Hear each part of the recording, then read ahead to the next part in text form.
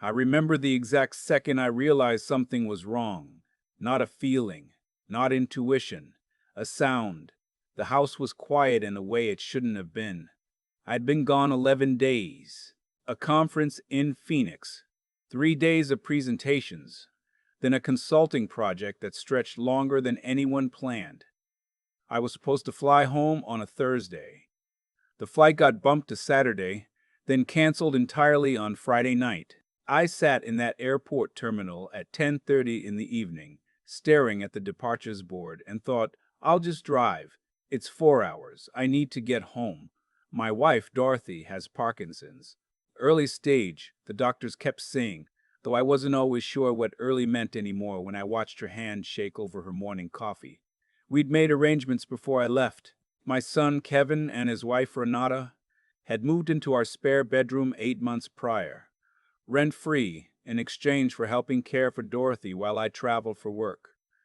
Kevin was between jobs. Renata worked part-time at a nail salon.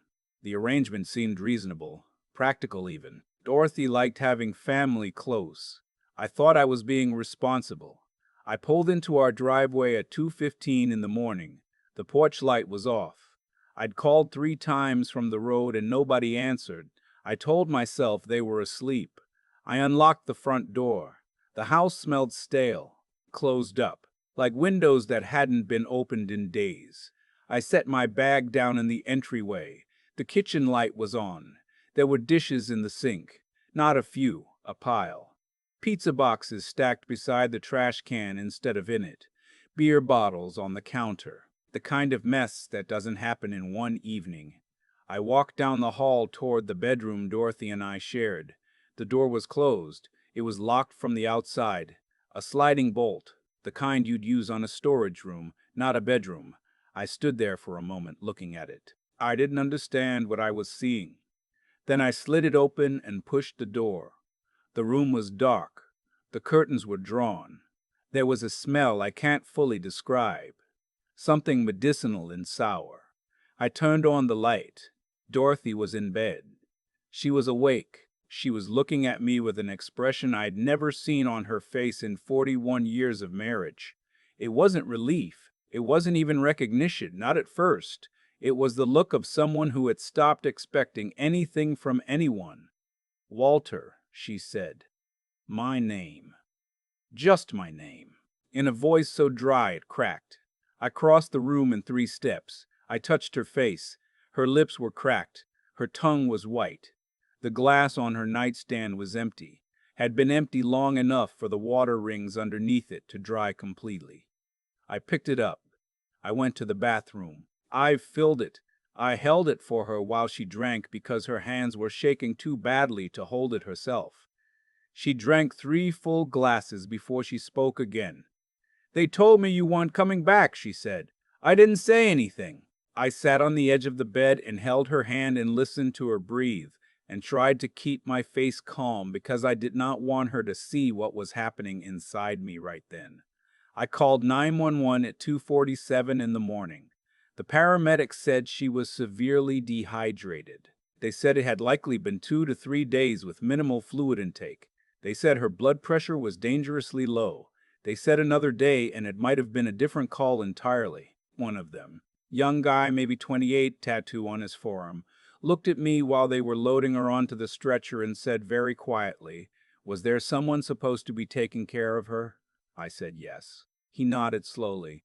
Didn't say anything else. Didn't need to. Kevin's bedroom door was shut. I could hear music through it. Not loud enough to be a party, just loud enough to be indifferent.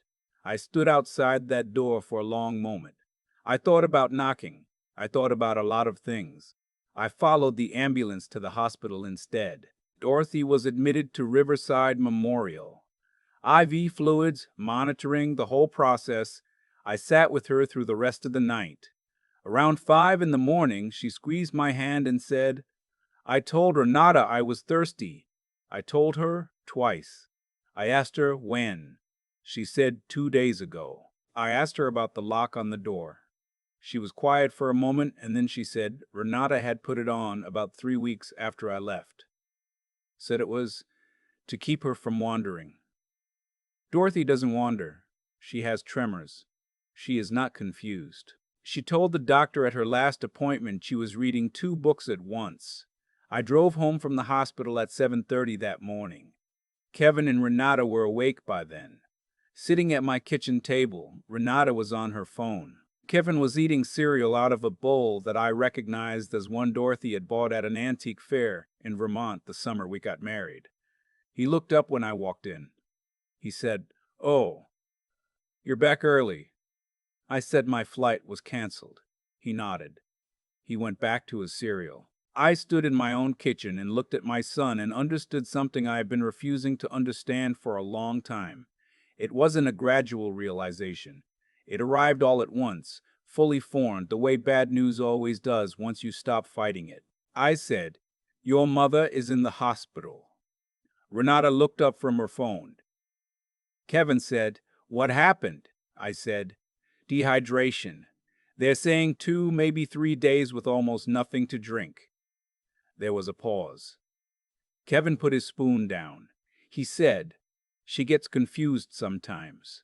She might not have said anything." I looked at him for a long time. I thought about Dorothy's face when I walked into that room. I thought about the word she used, stopped. She had stopped expecting anything. I said, "The door was locked from the outside." Neither of them said anything. I went upstairs. I went to the small office off our bedroom where I kept the router and the external hard drive connected to the home security system. We'd had 4 cameras installed 2 years ago. Front door, back door, living room, hallway outside the master bedroom. I'd mentioned them to Kevin before I left. He knew they were there. What he didn't know was that I'd upgraded the system 3 months prior to a cloud-based service. Everything recorded off-site, everything broadcast off-site. Everything backed up automatically. Even if someone had unplugged the cameras, which I discovered someone had unplugged the hallway camera around day 4 of my absence, the footage already captured was stored remotely. I sat in that office chair and I watched 11 days of recordings on my laptop. I will not describe everything I saw. Some of it I have not fully processed even now. What I can tell you is this: the hallway camera, before it was disconnected, showed Renata passing Dorothy's door 7, 8, 9 times a day without stopping. It showed Kevin walking past at 2 in the morning, music from his earbuds, audible on the audio track, stepping over a tray that Dorothy had apparently pushed under the door. It showed the bolt being slid shut from the outside. Every night, sometimes in the afternoon too. The living room camera showed something else. Friends I didn't recognize. Bottles I recognized. My liquor cabinet, which I keep modestly stocked, visibly depleted over the course of a week. My wallet, which I'd left in the nightstand drawer because I'd taken cash for the trip, was opened on camera on day 3 by Renata. She counted the bills. She took half. She put it in her back pocket and walked away. I also found the bank statements. Before I left, I had added Kevin to a secondary household account for emergencies, grocery runs, medication pickups, anything Dorothy might need. The account started with $2,400.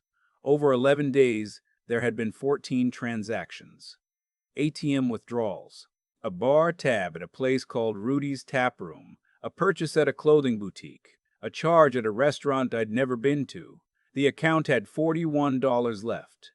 I closed the laptop. I did not go back downstairs. I went into our bathroom and I ran cold water over my wrists, the way I used to do after my father died, when the grief felt like a physical pressure. I looked at myself in the mirror for a while. I am 63 years old. I have gray hair and the kind of face that people describe as solid when they mean tired. I have spent 41 years building something with Dorothy, a home, a family, a life that I believed in. I looked at my own face and I made a decision. Not the decision you might expect, not anger, not confrontation. I decided to be patient. I dried my hands. I went back downstairs. I told Kevin and Renata that Dorothy was stable, that she'd be home in a day or 2. that I was exhausted from the drive and needed to sleep. Kevin said okay. Renata said she was sorry to hear it. I thanked her. I went upstairs and lay down on the bed and did not sleep at all. Over the next 10 days, I moved carefully. I called our family attorney, a man I've known for 20 years named Charles Whitmore.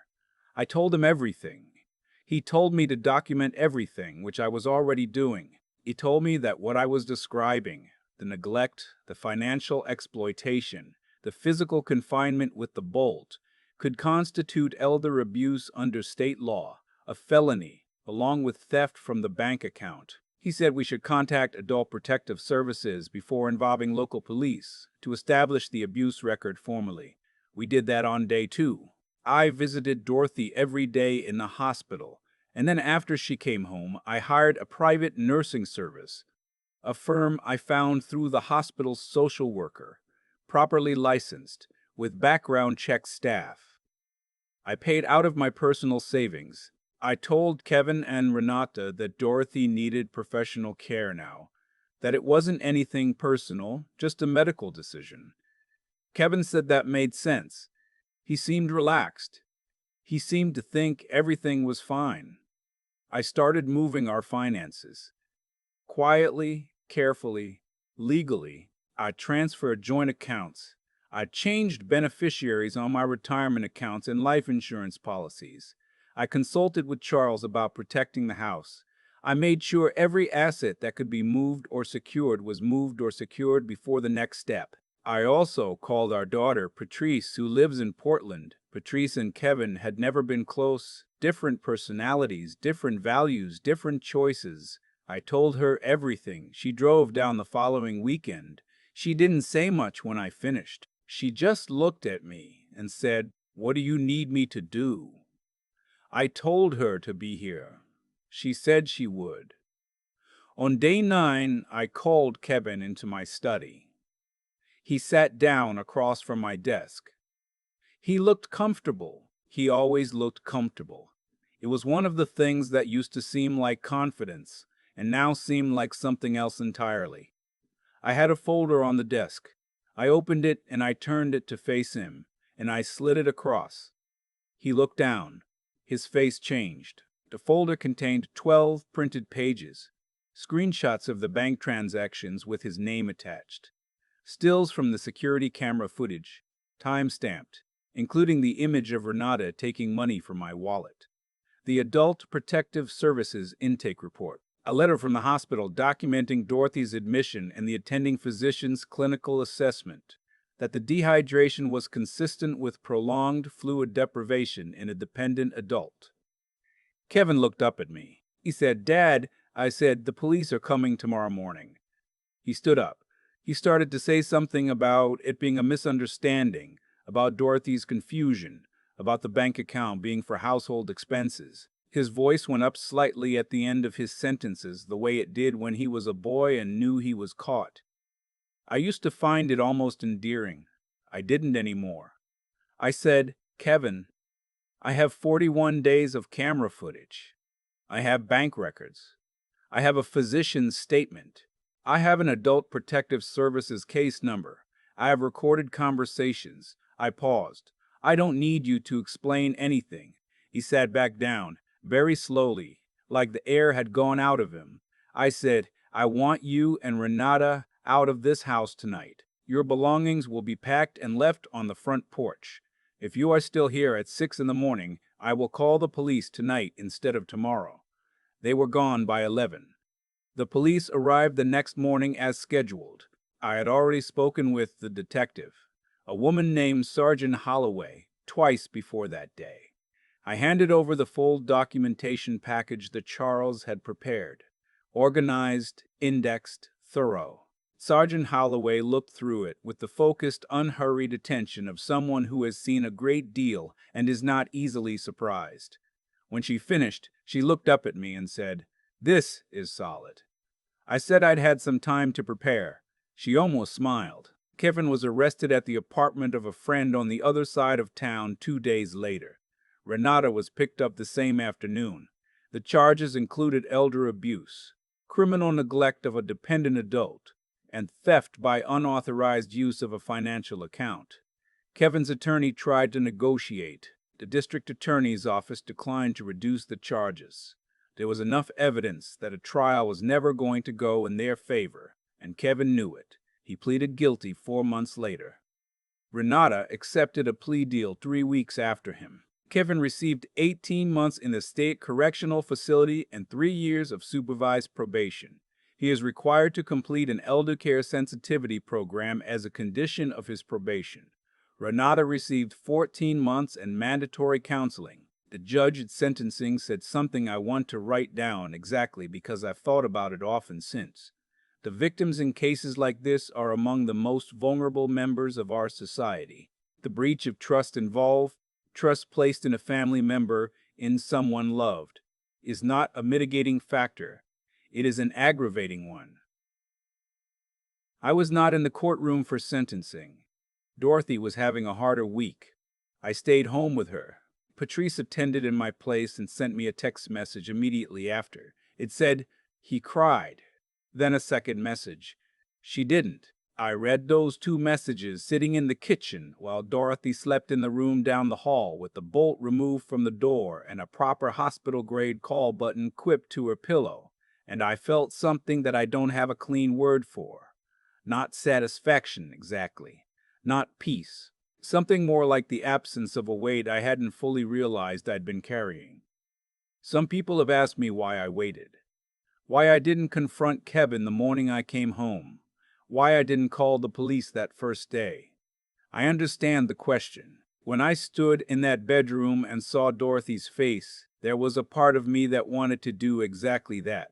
Walk downstairs. Wake him up. Let the feeling I was feeling have somewhere to go. But I thought about what happened to my father when he was old and alone and trusted the wrong people. I thought about how little documentation anyone had, how things fell apart in court, how the people who heard him walked away with a fine and a warning. I decided a long time ago that if I was ever in a position like that, I would not make the same mistake. I would be careful. I would be thorough. I would make sure there was no walking away. I also thought about Dorothy. She spent 11 days locked in a room, thirsty, waiting, told that I wasn't coming back. If I had walked in that morning and let my anger run the situation, the story that gets told, in a courtroom, in a police report, in a newspaper, becomes about my anger.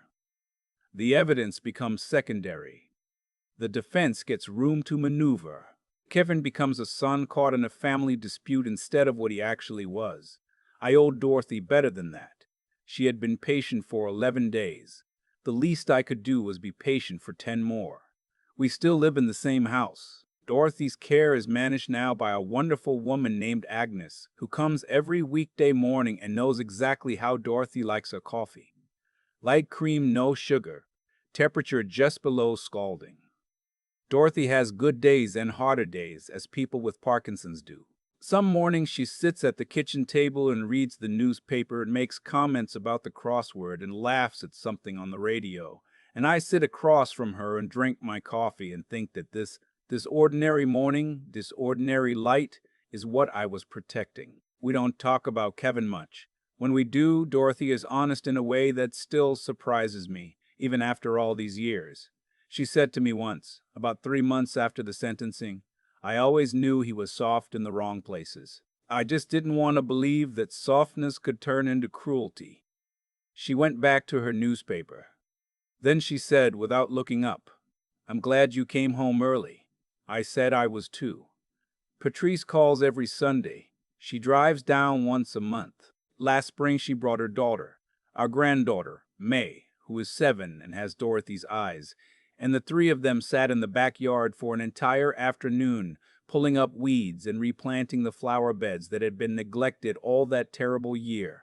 And I watched them from the kitchen window and thought about how much can be taken and how much, if you are careful and deliberate and refuse to give up, can still be reclaimed. I kept the bolt. I don't know exactly why. It's in the top drawer of my workbench in the garage. Sometimes I look at it. It reminds me that I am not someone who forgets what was done. It also reminds me that I am not someone who let it define what came after. There is a difference, I think, between justice and revenge. Revenge is about the feeling, the immediate release of something that has been building. Justice is slower. It requires patience. It requires documentation. It requires the willingness to sit in a dark hospital room at 3 in the morning and decide that the most powerful thing you can do right now is nothing, not yet, and to hold that decision for as long as it takes. I am 63 years old. I have been married to Dorothy for 41 years. I know the difference between the two. I chose justice. I would choose it again. There's a bolt sitting in the top drawer of my workbench right now. I put it there the morning after Kevin and Renata left. I haven't thrown it away. I don't think I will. I used to believe that people who do terrible things to the people who love them must have always been that way. That there had to be some sign, some moment, early on that you missed. But I've thought about Kevin a great deal over these past months, and I don't think that's true. I think people make small choices, one after another, each one a little easier than the last, and eventually, the accumulation of those choices becomes a person you no longer recognize. Kevin didn't wake up one morning and decide to be cruel. He decided to be careless, then a little selfish, then willing to look the other way, then willing to put a bolt on a door. Each step followed the one before it, and at the end of the chain was Dorothy, alone, thirsty, told I wasn't coming back. That's what I think about when people ask me if I saw it coming. The answer is I saw pieces of it and chose not to assemble them. That's on me. Part of being honest about what happened means being honest about my own part in it. Not guilt exactly, but accountability. I trusted where I should have verified. I assumed where I should have checked. The cameras were there. I had access to the bank account remotely. I was gone 11 days and I called 3 times. That's not enough when someone you love is dependent on others for everything. What changed me, what I keep coming back to, is what Dorothy said in the hospital that first morning. Not the part about being thirsty, the part about stopping. She said she had stopped expecting anything. I have thought about that sentence almost every day since. That's what prolonged mistreatment does to a person. It doesn't just harm the body. It erodes something in the mind, some fundamental belief that relief is possible, that someone is coming. Dorothy had that belief taken from her, deliberately, by someone she had raised and fed and loved for 34 years. In Turtree, doing right by someone even when no one is watching, even when there's no immediate consequence for doing wrong, is not a feeling, it's a practice. It's built through repetition, through small decisions made correctly over time. Kevin had the opportunity to practice it every day for 8 months. He chose differently, every day, until choosing differently became impossible for him. What got me through those 10 days of waiting wasn't anger. Anger would have been easier in some ways and useless in every way that mattered. What got me through was clarity. I knew what I was working toward. I knew that the most important thing I could do for Dorothy was not to react. It was to think. To be smarter than my own grief. To build something that couldn't be undone by a good attorney or a sympathetic jury. That kind of discipline doesn't come naturally to a man sitting in his kitchen at 7:30 in the morning looking at his son and understanding for the first time who his son actually is. It cost something. It took everything I had. Dorothy is in the backyard right now. I can see her from where I'm sitting. She's watching May chase a butterfly through the flower bed she helped replant last spring. She is laughing. It is an ordinary afternoon, and it is, without question, the most valuable thing I own. I chose patience over reaction, and evidence over emotion, and it gave me this afternoon. Whatever else this story is, it's also that.